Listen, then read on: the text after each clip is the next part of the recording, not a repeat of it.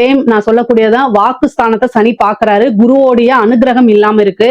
அதனால நீங்க ஒரு நல்ல மினிஸ்டரா இருக்கீங்க, ஒரு நல்ல பெரிய போஸ்ட்ல இருக்கீங்க அப்படின்னா அது எல்லாமே தட்டி பறிக்கிறதுக்கு என்னென்ன வேலையோ அது எல்லாமே நடக்கும். இடி ரைடு வரும். இந்த மாதிரி அரசியல்வாதிகளுக்கு வந்து கவனம் தேவை.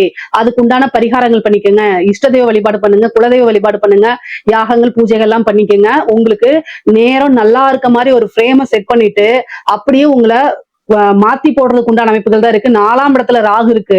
நீங்க என்ன நினைக்கிறீங்களோ அது அப்படியே உள்டாவா மாறுறதுக்கு உண்டான அமைப்பு இருக்கு. 10ல கேது இருக்கு. சோ அரசியல்வாதிகளுக்கு கிரக நிலைகள் சரியில்லை. இதுல ரொம்ப ரொம்ப கவனமாக இருக்கணும். நீங்க நினைச்ச விஷயங்கள் நடக்கிறதுக்கு எக்ஸ்ட்ரீமா போயிடாதீங்க. உங்களுடைய ஒவ்வொரு விஷயமுமே வந்து பாத்தீங்கன்னா எதிரிகள் நோட் பண்ணிட்டு இருக்காங்கிறத மனசுல வச்சுக்கிட்டு அதுக்கப்புறம் நீங்க என்ன செய்யணும், முயற்சி பண்ணணும். ஆனா என்ன பொறுத்த வரைக்கும் விருச்சக ராசி, விருச்சக லக்னத்துல அரசியல்வாதிகள் இருந்தீங்க அப்படின்னா கட்டாயம் உங்களுடைய ஜோசியர்கிட்ட கேட்டு என்ன பண்ணணுமோ அதை பண்ணிக்கோங்க.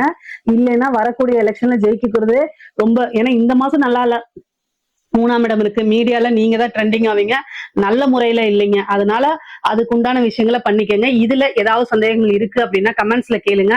நம்மளுடைய சேனலை லைக் பண்ணுங்க, ஷேர் பண்ணுங்க, சப்ஸ்கிரைப் பண்ணுங்க. நன்றி.